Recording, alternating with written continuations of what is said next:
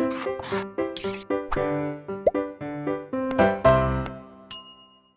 Students, welcome back to blueprint digital. आज की इस वीडियो में हम पारिस्थितिक अनुक्रमण अथवा परितंत्र परिवर्धन यानी कि इकोलॉजिकल सक्सेशन के बारे में पढ़ेंगे।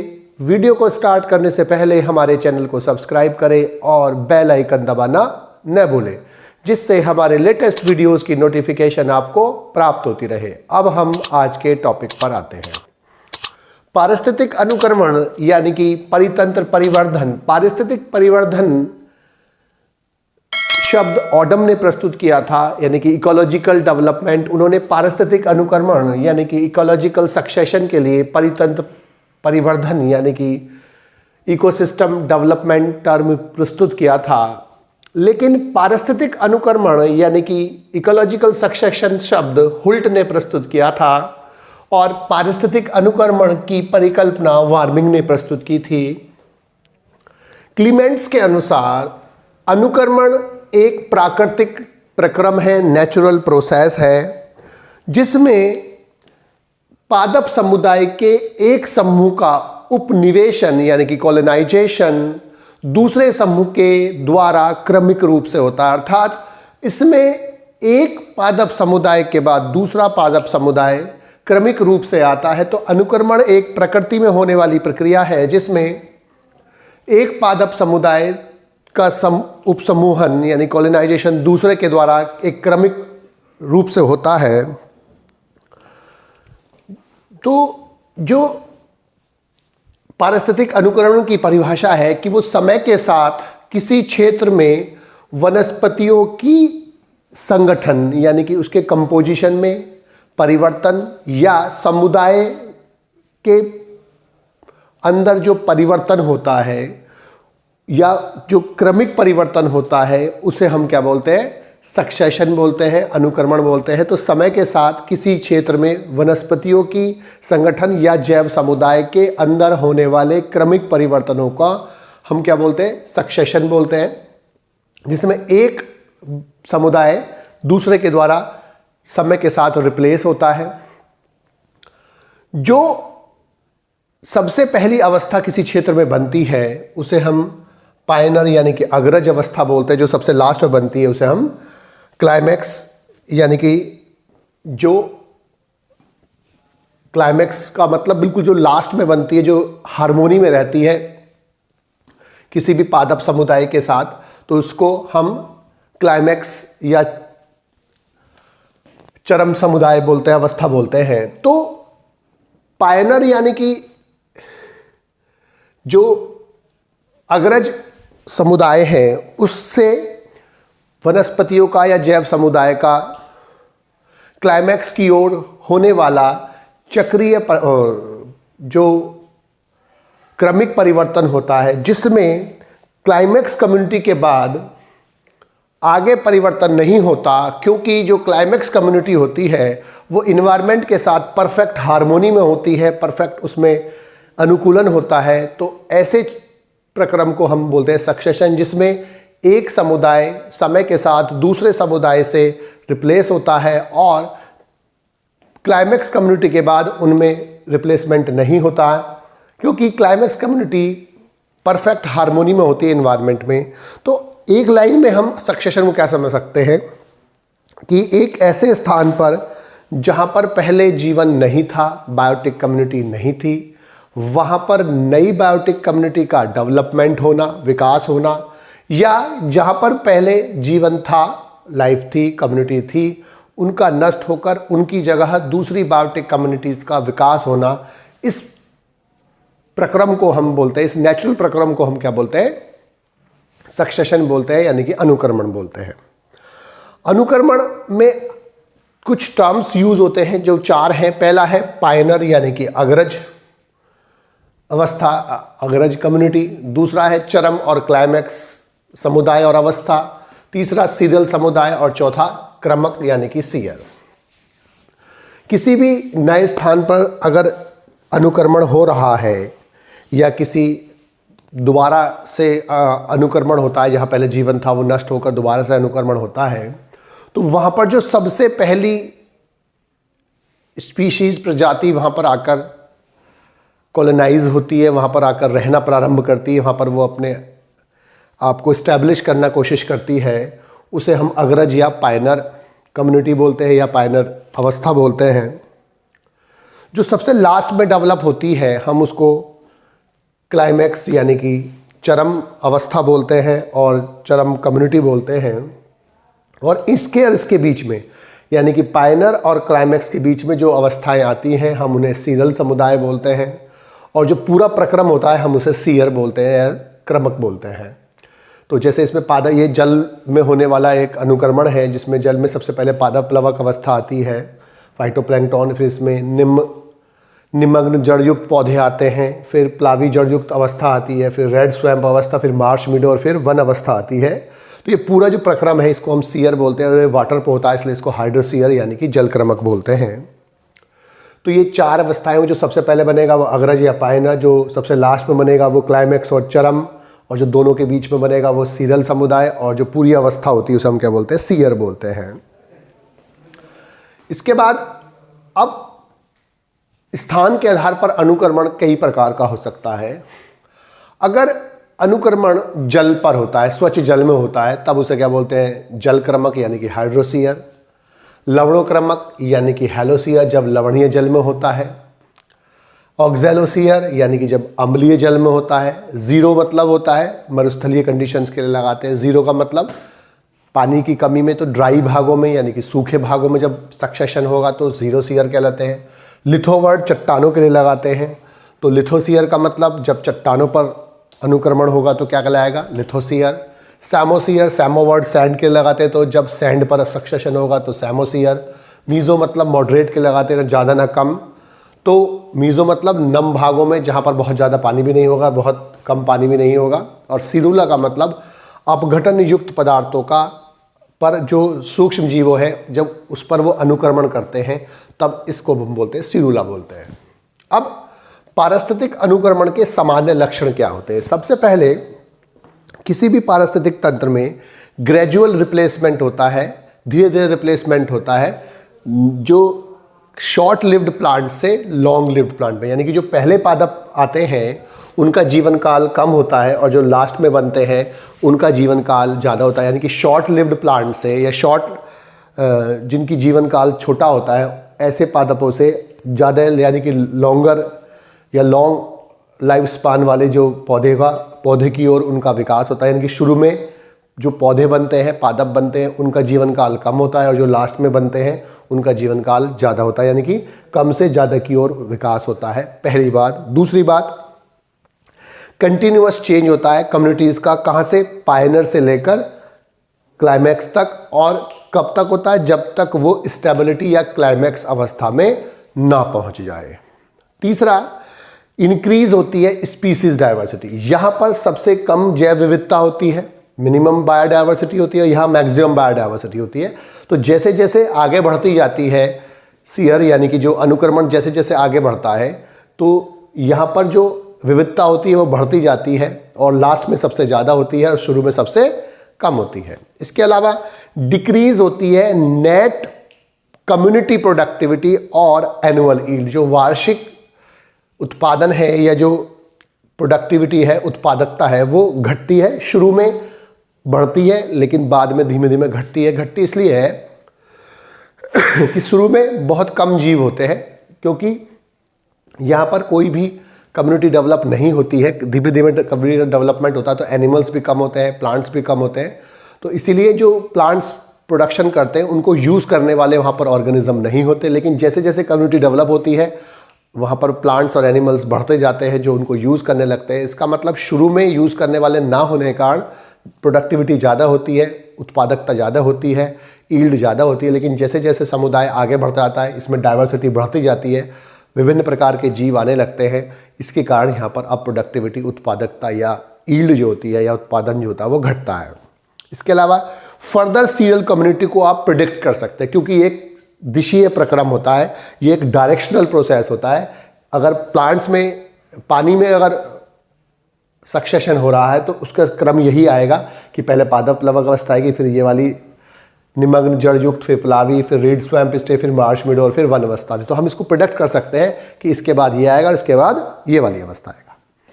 अब अनुक्रमण के कारण दो प्रकार के होते हैं, जैविक कारण यानी कि बायोटिक फैक्टर और दूसरा फिजियोग्राफिक फैक्टर यानी कि प्राकृतिक भूगोल कारक। नाम से पता चल रहा है कि जब सक्सेशन के लिए जैविक यानी कि बायोटिक यानी कि लिविंग कंपोनेंट्स, लिविंग कारक, लिविंग फैक्टर्स रिस्पॉन्सिबल होते हैं, उत्तरदायी होते हैं, तब हम उसे क्या बोलते हैं, बायोटिक फैक्टर। इसमें जो सक्सेशन होता है वो जो बायोटिक कम्युनिटीज़ में जो मेंबर्स बनने, इनमें आपस में इंटरेक्शन से सक्सेशन होता है। लेकिन फिजियोग्राफिक फैक्टर में क्लाइमेटिक और अदर फैक्टर आते हैं, जलवायु और अन्य फैक्टर्स आते हैं, जैसे सॉइल इरोजन आ गया, जैसे लैंडस्केप आ गया, जैसे लैंडस्लाइड आ गई, वोल्केनिक लावा आ गया, या कोई भी अन्य बाह्य कारक जो बायोटिक नहीं होते। तो उसमें सक्सेशन का प्रमुख कारण प्राकृतिक भूगोल कारक यानी फिजियोग्राफिक फैक्टर होते हैं, ना कि बायोटिक फैक्टर। इसके बाद अनुक्रमण के प्रकार बेसिकली दो प्रकार का होता है, प्राथमिक अनुक्रमण और द्वितीयक्रमण, यानी कि प्राइमरी सक्सेशन और सेकेंडरी सक्सेशन। जब सक्सेशन बेयर यानी कि नेकेड या ऐसे स्थान पर होता है जहां पर पहले जीवन नहीं था, जहां पहले बायोटिक कम्युनिटी नहीं थी, नया जीवन बनता है, ऐसे सक्सेशन को बोलते हैं प्राइमरी सक्सेशन यानी कि प्राथमिक सक्सेशन। और ये सक्सेशन होने में 500 से 1000 सालों का वक्त लगता है कम से कम। और नए स्थान कौन से हो सकते हैं, जैसे किसी जगह पर जो वाटर यानी कि जल में जो सक्सेशन हो रहा है, किसी नग्न चट्टानों पर जो सक्सेशन हो रहा है। लेकिन एक ऐसा सक्सेशन जहां पर पहले जीवन था, बायोटिक कम्युनिटी थी, जहां पर ऑर्गेनिज्म पाए जाते थे, अब वो वहाँ पर नष्ट हो जाते हैं, उनकी जगह सक्सेशन होता है, तब हम उसे क्या बोलते हैं, द्वितीयक यानी कि सेकेंडरी सक्सेशन। अब ये कैसे हो सकता है, फॉरेस्ट फायर से हो सकता है, जंगल में आग लगने से, वोल्केनिक लावा आने से, सैंड ड्यून्स आने से। इसके अलावा जो किसी जगह पर आग लग जाने से, या कोई भी ऐसा फैक्टर जिसने लाइफ को ख़त्म कर दिया हो, उसके बाद दोबारा से लाइफ। तो और इस सक्सेशन में कम समय लगता है, 100 से 200 सालों का वर्ष लगता है। और जो सक्सेशन है रिप्लेसमेंट के आधार पर कि कौन सी जाति किसके द्वारा रिप्लेस होती है, दो प्रकार का होता है, ऑटोजेनिक सक्सेशन और एलोजेनिक यानी कि स्वजात और अनियंत्र जनित अनुक्रमण। यानी कि ऑटोजेनिक सक्सेशन का मतलब क्या होता है कि जब कम्युनिटी का replacement due to the biotic factor होता है, यानी कि बायोटिक फैक्टर के कारण, जैविक फैक्टर के कारण जब कम्युनिटी रिप्लेस होती है, यानी कि कम्युनिटीज़ के जो मेंबर्स होते हैं उनमें आपस में इंटरेक्शन के कारण सक्सेशन होता है, तब हम उसे बोलते हैं ऑटोजेनिक सक्सेशन। लेकिन जब कम्युनिटी का रिप्लेसमेंट जो होता है एक्सटर्नल कंडीशंस पर ज़्यादा निर्भर करता है बायोटिक फैक्टर से, तब हम उसे क्या बोलते हैं, एलोजेनिक सक्सेशन बोलते हैं। अब जो एक सक्सेशन होता है, उस सक्सेशन में किसी भी समय पर होने वाला जो सक्सेशन होता है वो अनेक फैक्टर्स पर निर्भर करता है, जिसमें बायोटिक फैक्टर्स होते हैं, एक्सटर्नल फैक्टर्स होते हैं, और उनका जो आना होता है वो एक दिशीय प्रक्रम होता है। और किसी भी जगह पर होने वाले जो सक्सेशन को हम कुछ स्टेप्स में पढ़ सकते हैं कि जो सक्सेशन होता है उसमें सबसे पहले कौन सी अवस्था आती है, उसके बाद कौन सी अवस्था, और सबसे लास्ट में कौन सी अवस्था आती है। तो एक मतलब हम इसको ग्रेजुअल वे में पढ़ सकते हैं कि सबसे पहले क्या होता है, उसके बाद कौन सी अवस्था आती है। तो सक्सेशन के लिए अब हम ये पढ़ेंगे कि जनरल प्रोसेस क्या होता है, कि किस जनरल प्रोसेस से रिप्लेसमेंट होता है या इकोलॉजिकल सक्सेशन होता है। अब हम अनुक्रमण की सामान्य प्रक्रिया यानी कि जनरल प्रोसेस ऑफ सक्सेशन के बारे में पढ़ेंगे। अनुक्रमण बेसिकली 5 स्टेप्स में हम पढ़ सकते हैं। पहला अनाच्छादन यानी कि न्यूडेशन, आक्रमण यानी कि इन्वेजन, स्पर्धा तथा सहक्रिया कॉम्पिटिशन एंड कोएक्शन, प्रतिक्रिया यानी कि रिएक्शन, और स्थिरीकरण और चरम अवस्था यानी कि स्टेबलाइजेशन और क्लाइमेक्स स्टेज। इन्वेजन में हम 3 सब स्टेप्स पढ़ेंगे। माइग्रेशन यानी कि देशांतरण, इकोसिस यानी कि आस्थापन और सुस्थिति, और एग्रीगेशन यानी कि एकत्रीकरण। सबसे पहले न्यूडेशन का मतलब क्या होता है कि किसी भी क्षेत्र का वनस्पति रहित होना या वहां पर किसी भी प्रकार की वनस्पति का, पेड़ पौधों आदि का ना पाया जाना न्यूडेशन कहलाता है। और इस क्षेत्र में जहां पर न्यूडेशन हो रहा है वहां पर ये जो न्यूडेशन हो रहा होता है वो या तो बायोटिक फैक्टर से होता है या मानवीय कारकों से यानी कि ह्यूमन एक्टिविटीज से होता है। और न्यूडेशन से अब जो सक्सेशन की प्रक्रिया है वो प्रारंभ हो जाती है, लेकिन अभी भी यहाँ पर कोई भी ऑर्गेनिज्म दिखाई नहीं देता है।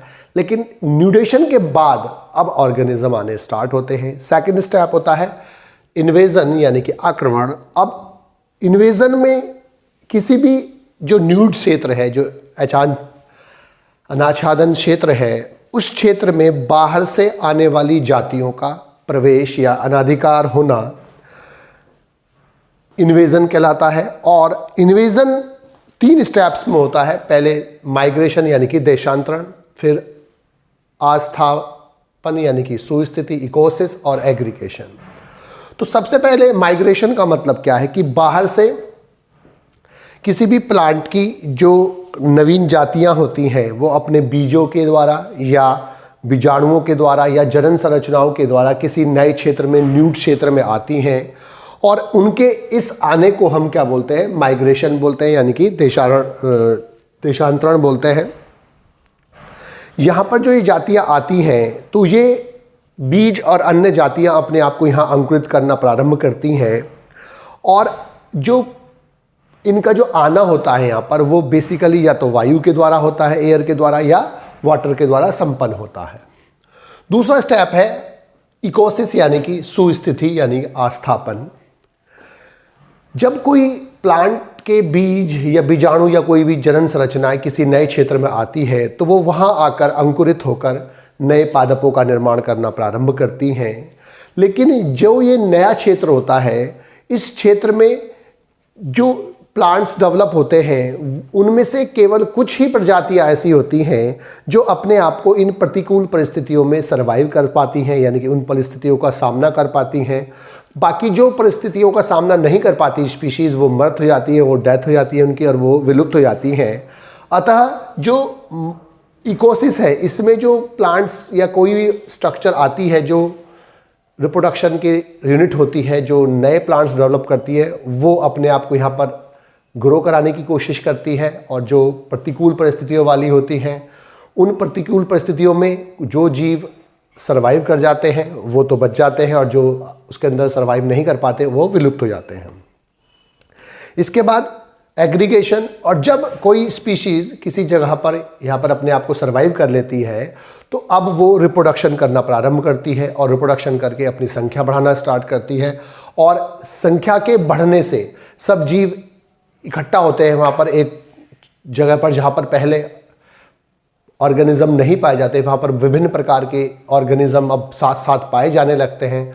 और इन ऑर्गेनिजम्स का यहाँ पर आना, इकट्ठा होना, इट इज़ कॉल्ड एग्रीगेशन।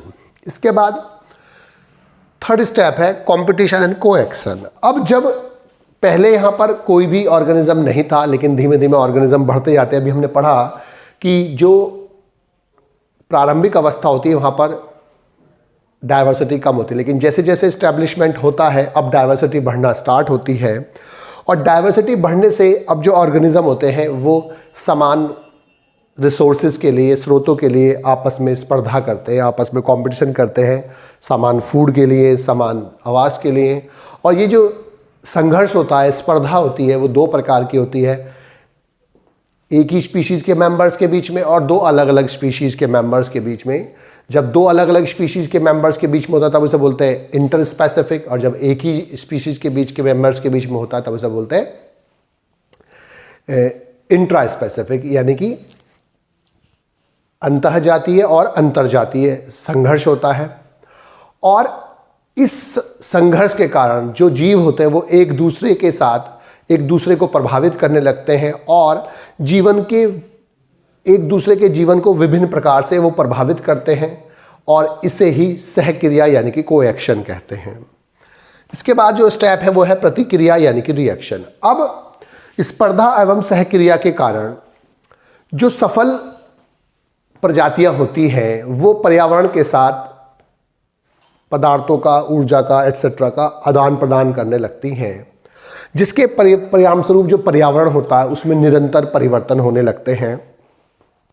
और पर्यावरण में जो ये परिवर्तन होते हैं इन्हें ही हम रिएक्शन यानी कि प्रतिक्रिया कहते हैं। अर्थात प्रतिक्रिया यानी कि रिएक्शन अनुक्रमण का सबसे महत्वपूर्ण स्टेप होता है, जिसमें जीवों और वातावरण के बीच में आपस में अंतःक्रिया होने लगती है और इससे नई जो वातावरणीय परिस्थितियां डेवलप होती हैं, जो तापमान की होती है, जो नमी की होती है, जो प्रकाशिक अवस्था की नई अवस्थाएं होती हैं, तो वातावरणीय परिस्थितियों में परिवर्तन होने लगता है।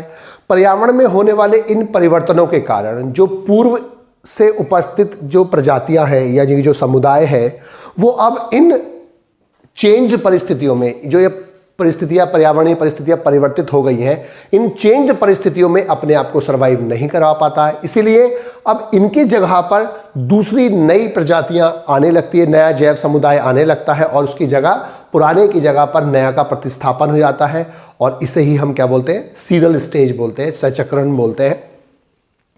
लास्ट स्टेप है चरम अवस्था और स्टेबलाइजेशन यानी कि क्लाइमैक्स स्टेज। अब जो स्थिरीकरण में लास्ट स्टेप में क्या होता है कि जो वातावरण है उस वातावरण में जितने चेंजेस होने होते हैं वो सामान्यतः हो चुके होते हैं और जो भी प्रजाति इन वातावरणों के साथ अपने आप को अनुकूलित बना लेती है, अपने आप को यहाँ पर एडजस्ट कर लेती है, वही स्पीशीज अब आगे भी सर्वाइव कर पाती है, उनमें ही रिप्रोडक्शन होता है। और अब चूंकि जो स्पीशीज जातियाँ यहाँ पर पाई जाती हैं उनमें और वातावरण में परफेक्ट हार्मोनी है, अर्थात यहाँ के जो ऑर्गेनिज्म है अब वो उस वातावरण के हिसाब से अनुकूलित होते हैं, अतः इनमें अब आगे रिप्लेसमेंट नहीं होता और ये स्पीशीज अब यहीं पर बरकरार रहती हैं और इसलिए इसको क्या बोलते हैं हम, क्लाइमैक्स स्टेज बोलते हैं, क्लाइमैक्स कम्युनिटी बोलते हैं।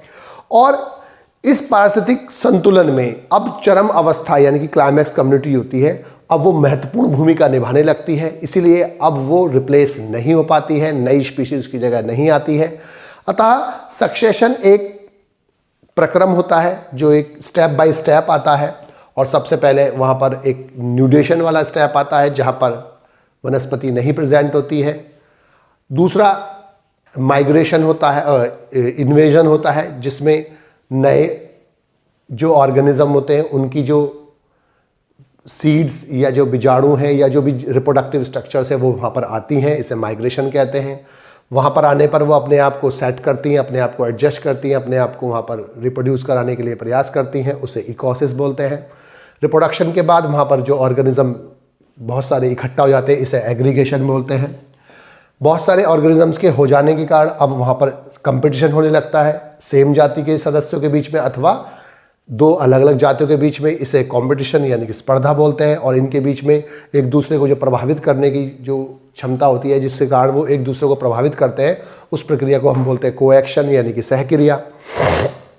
रिएक्शन एक सबसे महत्वपूर्ण स्टेप होता है यहाँ पर, क्योंकि जो जीव यहाँ पर बच जाते हैं वो अब वातावरण को प्रभावित करने लगते हैं और वातावरण को परिवर्तित करने लगते हैं। वातावरण अब ऑर्गेनिजम्स को प्रभावित करता है, जिससे वहाँ पर जो जलवायु कारक हैं, यहाँ पर जो फैक्टर्स होते हैं, बाह्य कारक होते हैं, वो परिवर्तित हो जाते हैं और उस परिवर्तित कंडीशंस में अब जो पूर्व उपस्थित जो समुदाय होते हैं वो सर्वाइव नहीं कर पाते और उसकी जगह नया समुदाय आने लगते हैं।